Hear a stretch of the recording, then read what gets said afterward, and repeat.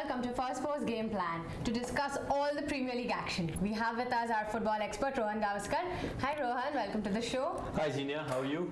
Good, and it's very interesting. I just came to know his nickname is also Gaffer. Yeah, it's funny because I actually don't know how it came about because I was just going to ask you that. I was traveling and I was with a few friends. I think this was either in England or in America, I'm not sure where. And a few of my friends from there couldn't pronounce Gavaskar. Not friends, someone I met for the first time couldn't pronounce Gavaskar, so he just went down to Gaffer. And from there, a lot of my friends picked up Gaffer, and then they just started calling me Gaffer. Right, so we've also picked up on that, and we have a section called hashtag Ask Gaffer. If you have any questions for Rohan, please shoot them in. We'll be taking them towards the end of the show.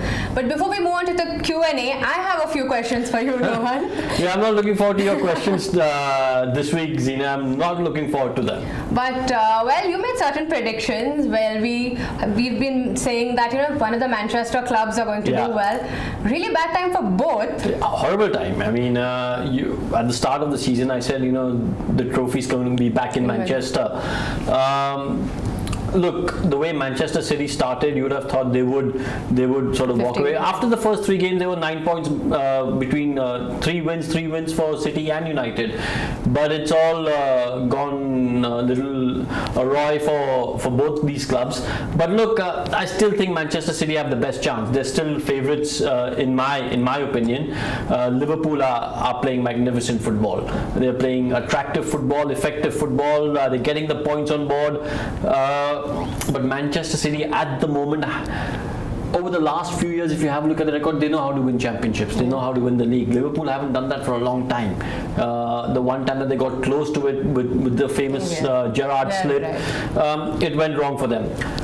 Having said that, Leicester had no experience of coming anywhere close to winning the league, but they did win the league. So, but I still think Manchester City are favourites in my opinion.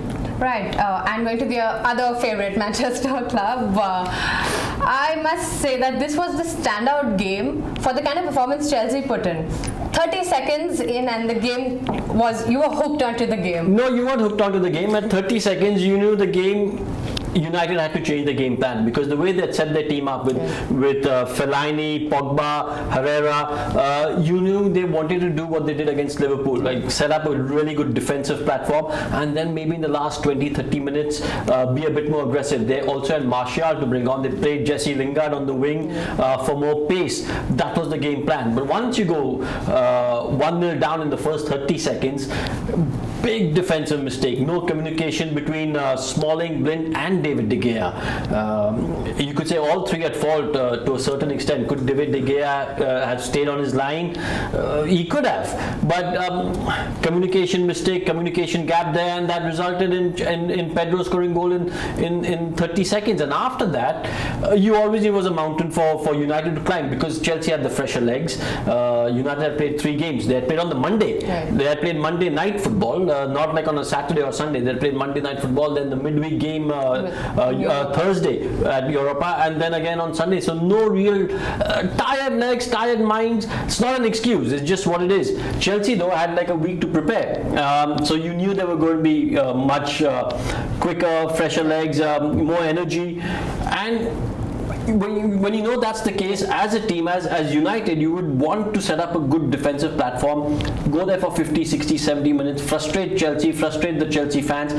But look, when you concede the first 30 seconds, the stadium is buzzing, the atmosphere goes up a notch, and it's going to be an uphill task. But I must ask you, where do you think United lost her? Was it in the mind? Was it in the dressing room before? Because, or was it at the 30-second mark? No, I think it was defensive mistakes. I think 30-second mark.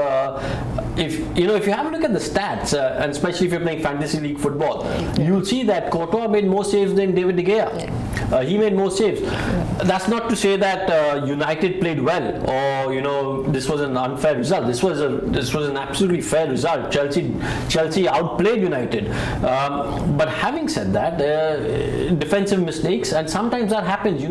Every time you make a defensive mistake, you get punished for it. Having said that, again, I'll say that every time Chelsea attacked, it looked like they might score. But every time United went forward, it did look like United were going to score. That attack was going to lead to something. So you've got to put your hand up as a United fan or United player and say like, look, on the day Chelsea were the better team and thoroughly deserved the 3 points. Right, and as you were saying, the tactical brilliance of Conte actually could be seen because we've spoken before about how his change in combination is working. Well, you could see it in action. Yeah, again, it's the back three. I mean, he plays the 3-4-3, and we spoke about it in the last episode how having a back three with two wing backs has given Gary Cahill. I mean, he's not the quickest, but it's given him a new lease of life. In the first half of the season, when John Terry was playing and they were playing with the back four, things weren't going right for them. But this has worked well. This has worked well. Gary Cahill is looking a lot better than he did in the early stages of the season. David Luiz is there. He's got the license to go up forward, and Marco Alonso has been playing really, really well. So look, they've slotted in seamlessly the two new signings, Alonso and David Luiz. And Chelsea have been, they look like they're clicking into gear. We've spoken about this throughout, that Conte will get his side defensively organized. He will make sure that they're defensively sorted and they'll be defensively strong, and they're showing that at the moment. Right, and as you said, United need to sort their defense, and hopefully Mourinho is also known for his defensive tactics. He will hopefully sort that too. But how much of this effect? You spoke about how United are playing a lot of games. Well, they have another one now on Wednesday, and it's as big as it gets. It's a derby for them. Well, it's a big one only because you're playing Manchester City. Right. It's the League Cup. If you're playing any other team, you would say like, it doesn't really matter at this point of the season. But because you're playing City and because of what it means to the fans, it's a big game. Will these two teams feel the strongest 11? I don't think so. Okay. I actually think with what's happened in the last week, like I said, playing on the Monday, the Thursday, and Sunday, and then again having a midweek game, and then again, I think there'll be quite a few changes in United and City's 11 because you'll want the players to be rested for the next weekend's Premier League game. You want them to be fresh. You don't want them to be jaded at this point because United are now 6 points behind the leaders. You don't want to drop too many points from here on in because then it just gets tougher to get back in the title race. A lot of people might say that United aren't in the title race, but I'm hope springs eternal. You're an optimist. No, I'm an optimist. Hope springs eternal. So look, you can't afford to drop too many points. If you had to pick a game right now as a United fan, if you ask me, would you rather lose to City and get 3 points on the weekend? I'd take that. Right, and hopefully Guardiola thinks the same because the way I see it, both of them really need to get their groove back together, and this would give them a morale victory if nothing else. Well, that remains to be seen what combination they feel tomorrow. But back to the Premier League, 3 games this weekend. One would assume would have foregone conclusions. Arsenal, City, and Spurs playing relatively lower ranked teams, and all 3 of them draw with only about 2 goals scored between all 3. Yeah, surprising. For me, the most surprising result was actually the Arsenal Middlesbrough. Absolutely. You would have thought that Arsenal at home would canter to a victory because they've been playing some really good football, attractive football, but unfortunately they couldn't. And look, it's actually not even a case of unfortunately where you talk about the last weekend's game when Manchester City played Everton, where Manchester City completely dominated Everton and ended up with a draw. Here, Middlesbrough could have won the game. Middlesbrough could have easily won the game. They had some really good chances, didn't take those chances, and they could have left the Emirates with 3 points. So in the end, Arsenal would have been happy with a draw. In the end, but at the start of the game, Arsenal would have said, we need these 3 points. 3 points in the bag. Manchester City again. Not the same like when they played Everton. I think when they played Southampton, the first half Southampton were really good, had some really good chances. Towards the end of the game though, Manchester City really came into their own. They were attacking wave after wave, and both teams will be happy. Both teams will be happy with the point. So look, it's tough. Like you said, you spoke about earlier. It's been a tough few weeks for Guardiola. That hammering he got at Barcelona, 4-0. It's surprising though, right? Managers returning to their it's iconic. And 4-0. 4-0. It's crazy. But and Spurs, I think Spurs again, they've got a really good manager. They're getting into the groove. But look, at this stage of the season, not not a big gap between teams, in terms of points difference and the way they're playing. It's turning out to be a really, really good season. And talking about the points table, 1 point separates the top 4-5 teams. That is a fantastic thing for a neutral football fan, I must say. And the goal difference is also very minuscule. And this is just October, but if this sort of competition at the top stays for a couple more months, we're in for a cracker. No, absolutely. I think we're in for a cracker anyway, because you've got these teams playing really good football. And what's happening is teams are dropping points. And that is why, as a United fan, you've got to have, you've still got hope, because everyone's dropping points. Who would have thought Arsenal would drop points against Middlesbrough? But they did. Like you said, not much difference between the top 5, 1 point separating them. Absolute cracker of a season. Liverpool are playing really well, got a lot of belief about them now. Spurs, with the kind of run they had last year and the way they're playing right now, will believe that we can do something. Arsenal, I know, speaking to a lot of Arsenal fans, they believe that this is their year. That finally Wenger's going to win the league. They've got the right squad, depth in squad. Ozil's playing really well. Sanchez is really playing well. Manchester City fans believe we've got Pep Guardiola, the kind of start they got. So a lot of fans are feeling quite optimistic about their chances this year. Right, and well, there's Liverpool. Let's not forget their after the hiccup against United, which I call hiccup. I'm sure you differ. No, I think it was a great performance from United. I think it was a defensive masterclass, and look, this is where people should give United credit, because the way United set up against a free-flowing Liverpool and did what they had to do. They got the point away from Anfield and went back. And I think, look, that point in the end may be crucial for United. Right. In fact, I came across this interesting statistic which says Liverpool has played 4 of last season's top 5 and won. That kind of shows, well, Klopp's no. Klopp's getting, look, again, speaking to Liverpool fans, they're extremely happy with the way the season's going. They're tending to be a little cautious when they say this is our year, probably trying not to jinx it, but I'm pretty sure deep down they believe this is their year, only because they've got the right manager in place and he's got their players playing in a way that he wants them to play, and it's electrifying. It's if you're a neutral, it's pleasing to the eye, and they're free scoring. They're scoring goals for fun. That is something to look forward to. Gaffer, we have a few questions for you from Shoot away. Gaffer. If you still have questions, please do send them. #Gaffer on Twitter, or comment on our Facebook Live as we're talking. Well, this one's from Sid, who wants to know who has been your standout player in this league. Well, this year for me, and even last year, to be honest, has been Kevin De Bruyne. You're taking a City player name. He's been outstanding. I think last year for City, it all went wrong when he got injured. Right till then they were in the race. He had a lengthy absence, and then suddenly it went wrong for them. This year too, I think he's been the standout player. He's class. He's world class, and it just if you're a neutral, it's a pleasure to see him play. Right. I must ask you there that last year, if KDB, as you said, would not be injured, City would have it. A lot of people said the same about Cazorla. In fact, in the last game, Wenger said that they missed him a lot. Is that something that you agree with, that he kind of holds the midfield together? Yeah, I think for Arsenal, he's a pivotal player. I think, again, like Wenger said, they missed Cazorla. The way he controls the midfield, and he's a senior member of the side now. He's one of the leaders, experienced player.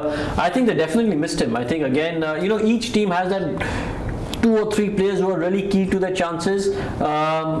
Santi Cazorla is one of them for Arsenal. Right. And one more question we have by Subhajit on the live is, do you think Spurs and Liverpool will make things difficult? Now, Liverpool, we obviously discussed they are. Spurs, well, finally after months, it looks like Harry Kane's absence is starting to affect them. Well, it is. I mean, the goals seem to have dried up. But look, if I were a Spurs fan, I wouldn't be too worried, because, the good thing is everyone's dropping points when they are dropping points. Not much different, like you said, between the top 5. They've got a fantastic manager, good squad, good depth in squad. Harry Kane's going to come back at some point, and we know he's a quality finisher. So if I was a Spurs fan, I wouldn't be too disheartened with what's going on. My levels of optimism would be quite high. Right. Well, we've established that you're very optimistic football fan. But Shohini has a very interesting question. She asks, give me 3 reasons why I should be watching the Premier League. Well, the first reason I'll give you is Leicester. Tell me one other league where ranked outsider like Leicester can win the league.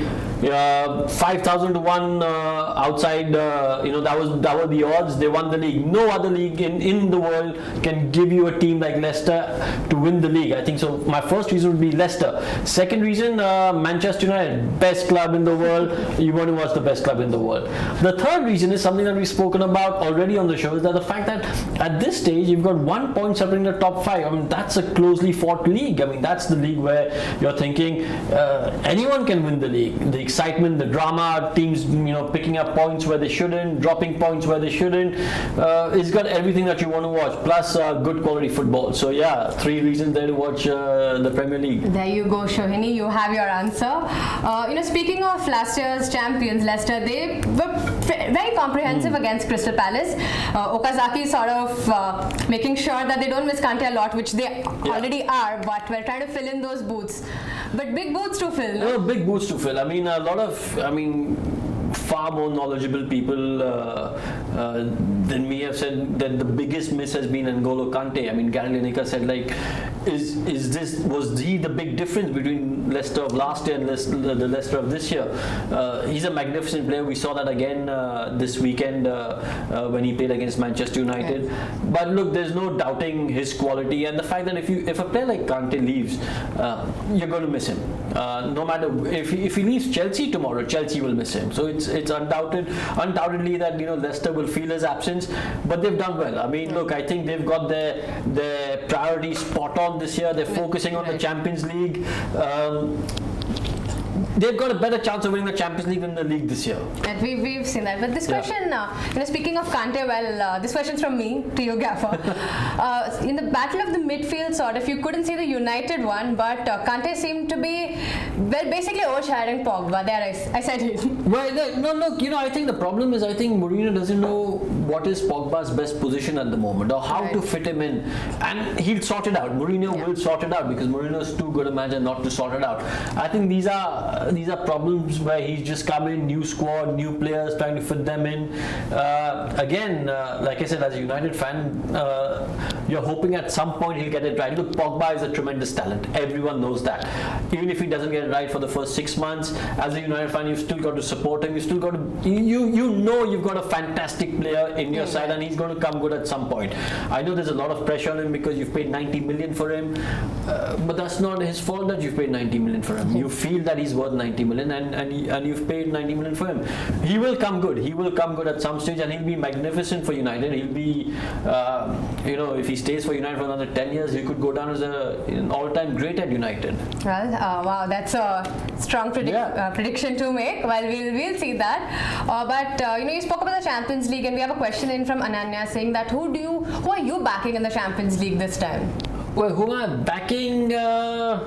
If United are not playing, I really don't care. But who I think will win, I think Bayern Munich have a really good chance. I think with Ancelotti, who's got the experience of winning the Champions League, plus the squad that Bayern Munich have, I think Bayern Munich have a really good chance of winning the Champions League this year. And just for the record, I disagree. I think Barcelona will win the Champions League this time. No, I'm sure you'd say that, but I think Bayern Munich have got we'll see. We'll see. Yes, well, I think as the Premier League hots up, Champions League will also be similarly very interesting. But Gaffer, we have one last question coming from a fan saying that who do you think has played the most attractive football in Premier League so far? We've discussed that before, but yeah, hurts me to say, but I think Liverpool.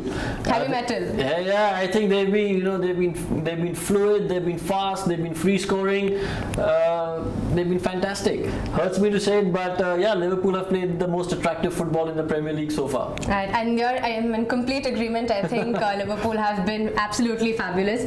And before we end, we have to talk about my favorite part of this, the Fantasy Premier League. Have you gotten rid of Zlatan or no? You know what? No, because I want to make two substitutes. I didn't make any substitutes last week, but this week I think Zlatan will have to be benched. That should have happened last week. It should have happened last week, but I think it'll happen this week for sure. But and Shaqiri was the Yeah, star top this scoring. time. Did you see that coming? No, you did. But look, there are always games where you'll have the odd midfielder banging in 2 goals or 3 goals, and he'll be the star performer. You can't really account for that. I think the one tip that I'd give fantasy Premier League footballers right now is to stock up on Liverpool players because they're scoring goals.